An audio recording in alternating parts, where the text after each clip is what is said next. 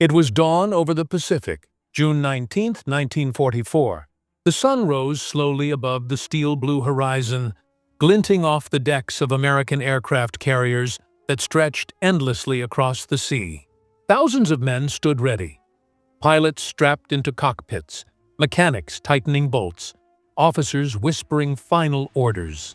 They didn't know it yet, but within the next 8 hours, they would erase almost 90% of Japan's air power. For months, Japan had believed in the strength of its divine wind, the spirit of its aviators who had dominated early in the war. They called themselves the Imperial Japanese Navy Air Service, an elite force once feared by every Allied pilot. But by mid-1944, that glory was fading. The war had changed. America had grown stronger, smarter, and far more dangerous. After Pearl Harbor, the U.S. had rebuilt its navy, its factories, and its skies.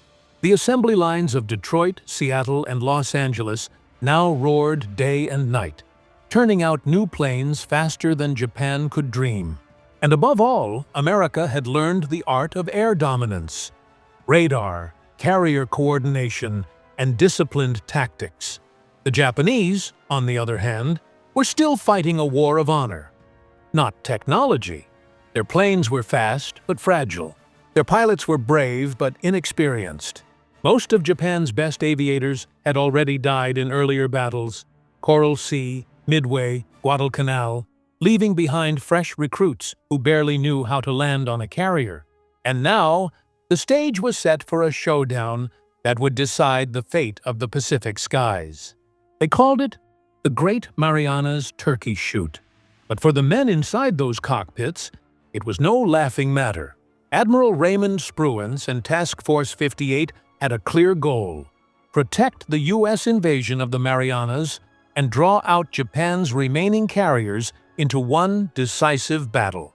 Hidden within the Pacific waves, 15 American carriers formed a massive floating airfield, guarded by cruisers and destroyers, each radar-equipped, each battle-hardened.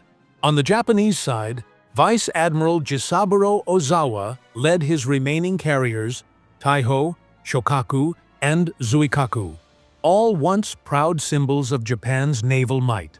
But their decks now carried hastily trained pilots, many with less than 100 hours of flight time. At 10:02 a.m., Japan made the first move. Ozawa's scouts spotted the American fleet, and more than 300 Japanese aircraft roared into the sky. A swarm of bombers and fighters heading east. Their mission simple: destroy the U.S. carriers before they reached Japan's vital defensive ring. But what they didn't know was that the Americans already saw them coming. Thanks to radar, the Americans detected the incoming wave over 100 miles away. On the carriers Enterprise, Lexington, Yorktown, and Hornet, alarms blared. Pilots sprinted to their planes, F-6F Hellcats, sleek blue fighters armed with 6 heavy machine guns and guided by precise instructions from radar operators below. Commander David McCampbell, one of America's top aces, shouted into his radio, "Let's go hunting, boys." Moments later, hundreds of Hellcats took off, streaking into the sky in perfect formation. The hunt had begun. What happened next would become one of the most one-sided air battles in history. As the Japanese fighters broke through the clouds, they were met by a wall of gunfire. Hellcats dove from above, tearing through the enemy formations. Japanese bombers tried to push forward, but they never reached their targets. One after another, they went down in flames, leaving trails of smoke over the Pacific. Pilots described the scene as a massacre in the sky. One U.S. gunner said, "It was like shooting clay pigeons. They came at us, and we just cut them down." Within hours, the blue skies over the Philippine Sea turned black with smoke and fire. The Japanese offensive, their desperate attempt to turn the tide, was collapsing before it even began. And yet, they had no idea the true scale of the disaster that awaited them. Because the real killing blow, the one that would wipe out the heart of Japan's Air Force, hadn't even started yet. The morning haze over the Philippine Sea shimmered with heat and smoke. Far below, the blue expanse of ocean seemed calm, a cruel illusion hiding the chaos unfolding above. The first wave of Japanese planes had been obliterated, yet hundreds more were still on their way. Bombers, dive bombers, and fighters pouring out from Admiral Ozawa's carriers. They flew in disciplined lines, but behind that order was fear. Their radios crackled with static. Some pilots prayed under their breath. Others stared straight ahead, their faces pale beneath the rising sun. They'd been told that the Americans were exhausted, that the Empire would strike a decisive blow today. They were wrong. At 11:45 a.m., radar screens aboard the USS Lexington and USS Enterprise flashed again. Another massive formation approaching. Over the intercom, calm but firm voices echoed through the decks. Incoming enemy aircraft. Distance 120 miles. All stations ready. The sea came alive with movement. Deck crews scrambled. Anti-aircraft guns rotated toward the sky. Pilots sprinted for their Hellcats, engines roaring, propellers slicing the humid air. From the carrier decks, waves of F-6F Hellcats launched once again, climbing into the light. Their blue wings caught the sun like blades of steel. Commander David McCampbell led the charge, his voice steady on the radio. "Pick your targets, don't chase glory. Stay tight, let's send them home." Minutes later, the second great clash began. At 20,000 feet, the two forces collided. The Japanese Zeros came diving down in screaming arcs, their machine guns blazing. But they were met by precision, power, and ruthless coordination. The Hellcats didn't dogfight in chaos, they hunted in packs. Every time a Zero tried to turn tight, an American fighter dropped in behind it, unleashing 6 streams of lead that shredded the fragile Japanese plane like paper. A U.S. pilot recalled later, "They were everywhere, and yet nowhere. We couldn't miss. For the Japanese, it was a nightmare. Their once unstoppable airmen were now being cut down by radar-guided strategy and overwhelming firepower." The Americans' radios were calm, clinical, voices reading altitude, direction, kill counts. The Japanese frequencies, by contrast, were screams and static. By noon, the sky was littered with burning wrecks. The Pacific Ocean below glittered with flaming fuel, floating tombs for hundreds of downed planes. One surviving Japanese pilot would later write in his diary, "I saw the sea catch fire. The sky was full of smoke, and the gods had abandoned us."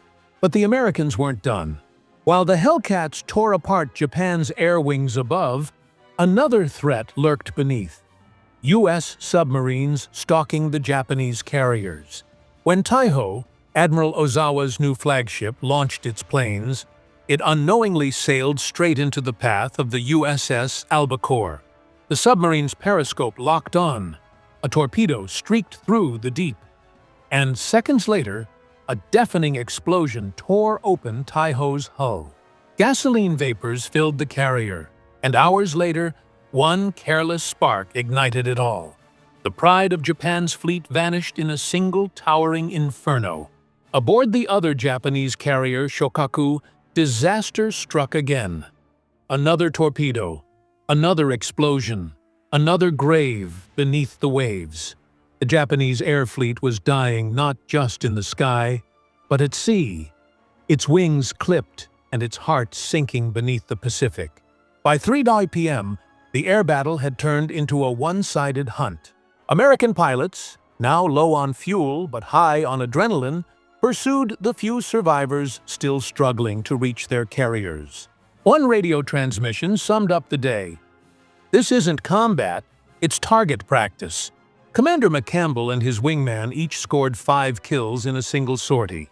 Others returned to their carriers with empty guns and silent awe, realizing they had just participated in something unprecedented. In less than 8 hours, the Imperial Japanese Navy had lost over 350 aircraft, nearly 90% of its fighting air force. The Americans lost fewer than 30 planes. When the last wreck fell smoking into the sea, a strange silence returned over the Pacific. The waves glistened, the smoke drifted, and the once feared Japanese air fleet was gone. Completely gone. But this wasn't the end. Not yet. Because when word reached Tokyo, something unimaginable happened inside Japan's war rooms. A realization dawned on the empire's leaders that their invincible air force had been annihilated in a single day. And as panic rippled through the ranks, a new kind of warfare was born. One born of desperation and death. Tokyo, late June 1944. The once confident walls of the Imperial War Council echoed with silence. The Battle of the Philippine Sea, what was meant to be Japan's grand counterattack, had instead become a massacre. Reports came in piece by piece.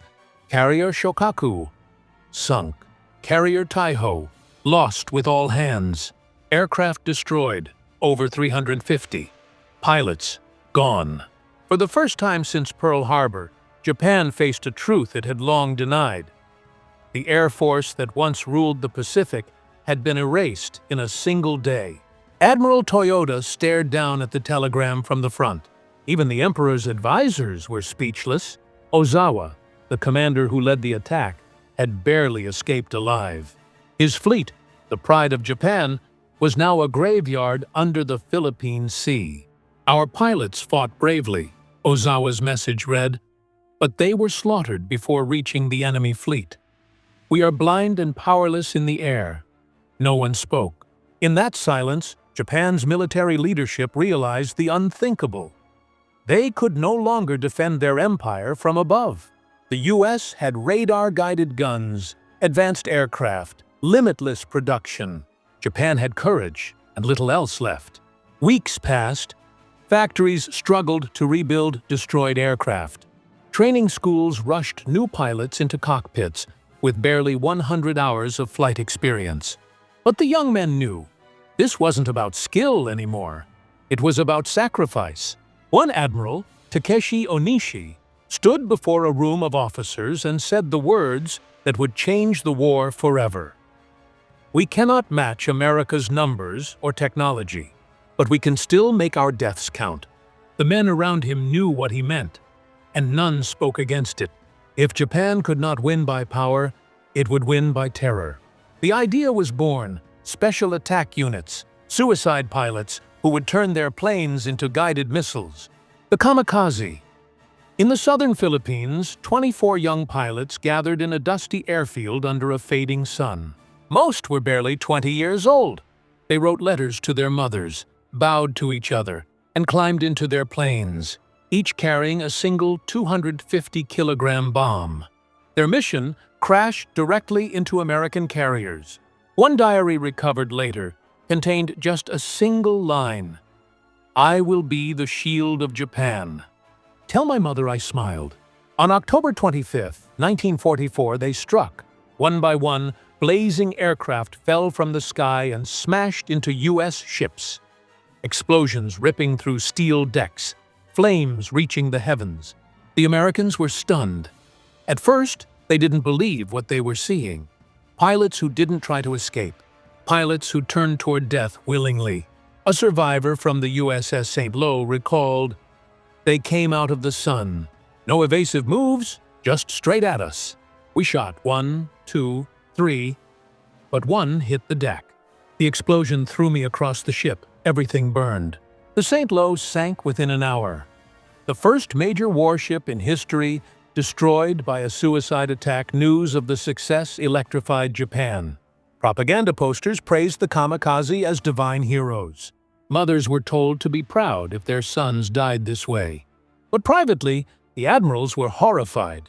They knew this was not victory. It was desperation disguised as honor. Japan was running out of fuel, steel, and trained men. Every kamikaze mission cost precious planes they could never replace. And yet, there was no other option. By 1945, over 3,800 kamikaze pilots had died in suicide missions. They sank 34 airplanes. They 34 American ships and damaged hundreds more. But it wasn't enough to stop the tide. America was producing 50,000 new aircraft every few months. Japan couldn't even build 1,000. In one haunting moment, American recovery crews found the wreckage of a crashed kamikaze plane on Leyte Island. Inside was a charred photo. A smiling young man holding his baby sister. He had written one final note on the back. "I wish I could see her grow up, but I must protect her future." Even U.S. soldiers hardened by war felt the weight of that discovery. The kamikaze were not monsters. They were boys sent to die by men who had no other plan. By mid-1945, Japan's skies were empty again. The divine wind had failed to turn the tide. Cities burned under American bombers. And soon, 2 mushroom clouds would end the war completely. But that desperate birth of the kamikaze, forged from the ashes of the Philippine Sea, remained one of the darkest turning points of the entire conflict. A moment when honor was weaponized, and courage became a tool of madness. By mid-1945, Japan's skies were empty again. The divine wind had failed to turn the tide. Cities burned under American bombers, and soon, 2 mushroom clouds would end the war completely. But that desperate birth of the kamikaze, forged from the ashes of the Philippine Sea, remained one of the darkest turning points of the entire conflict. A moment when honor was weaponized and courage became a tool of madness. Tokyo, 1945. The city that once glowed with lanterns and celebration now burned under a sea of American firebombs. Night after night, the B-29s came. Black shadows in the sky raining death on the empire that once sought to dominate Asia. The air itself turned to fire. Entire districts vanished in minutes. Wooden homes, paper walls, temples centuries old, gone. Those who survived described the wind as a living flame, devouring everything in its path. And beneath this fiery sky, Japan's leaders still whispered of victory. In an underground command center, far beneath the imperial palace, senior officers met daily to discuss a war that was already lost. They spoke of new weapons, secret defenses, divine intervention. But outside those thick concrete walls, millions starved, and cities crumbled to ash. Admiral Toyoda still believed in the final decisive battle. General Anami insisted Japan could repel an American invasion if they sacrificed everything. "We will fight on every beach," he said. "Every village will become a fortress, every citizen a soldier." But even as he spoke, reports arrived, one after another, of cities erased, factories silenced, ports turned into ruins, and in the skies above, American dominance was absolute. By spring, the kamikaze raids had become a nightmare ritual. Young men, barely trained, climbed into planes with almost no chance of reaching their targets. They no longer wrote letters home. There was nothing left to say. When the U.S. fleet approached Okinawa, Japan launched its last great storm, Operation Kikusui, meaning floating chrysanthemum. Over 1,500 kamikaze aircraft were unleashed in waves, diving through anti-aircraft fire, smoke, and chaos. They struck dozens of ships, destroyers, carriers, transports, igniting massive explosions. But America's fleet held firm. Radar-guided guns and overwhelming numbers cut down wave after wave. Each attack cost Japan another 100 lives, another 100 planes they could never replace. By the end of Okinawa, Japan's Air Force ceased to exist. One American sailor wrote in his diary, "I no longer hate them, only sadness now, for the men who die believing in ghosts." In July, U.S. leaflets fell from the sky over Japan's cities. They carried a warning. "Your leaders have brought you to ruin. Surrender or face destruction beyond imagination." Most ignored it. Some laughed bitterly. But inside the imperial palace, Emperor Hirohito read every word. He knew what was coming. The scientists' whispers. The strange message from Potsdam. A weapon of unmatched power. Still, he hesitated. Surrender was unthinkable. Until August 6, 1945, at 8:15 a.m., Hiroshima vanished in a white flash. 80,000 souls were erased in a single heartbeat. 3 days later, Nagasaki followed. Another city turned to shadows and ash. The empire built on sacrifice had finally reached its breaking point. On August 15th, for the first time in history, the Japanese people heard the voice of their emperor. The recording, played on crackling radio stations across the nation, began softly. Endure the unendurable. Bear the unbearable. Many didn't understand what it meant. Others fell to their knees and wept. The war was over. Outside the imperial palace, soldiers who once vowed to die for the emperor now stood silently in the rain, unsure what to feel. Some officers chose suicide over surrender. Others simply disappeared into the countryside, their uniforms still neatly pressed, their faces hollow. The rising sun had finally set. Japan lay in ruins. 9 million were homeless. Nearly every major city had been bombed. The once mighty navy was scrap metal at the bottom of the sea. But amid the ashes, something unexpected began. Rebirth.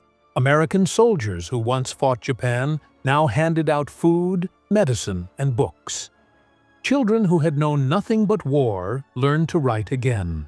Factories reopened, not for bombs, but for tools and radios and cars. From total destruction came an era of peace, one that would transform Japan into one of the most advanced nations on Earth.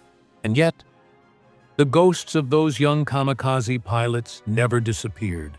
Their names, carved into stone at Yasukuni Shrine, remain a haunting reminder of what happens when loyalty becomes blindness, when courage is twisted into tragedy. Today, historians still debate whether Japan's leaders knew the war was lost long before the end. But for the men who flew their final missions, the truth no longer mattered. They had given everything, their futures, their families, their dreams, for a cause that was already burning to ashes. In the final days of the empire, courage became the last illusion, and the sky itself, once filled with the rising sun, became their grave.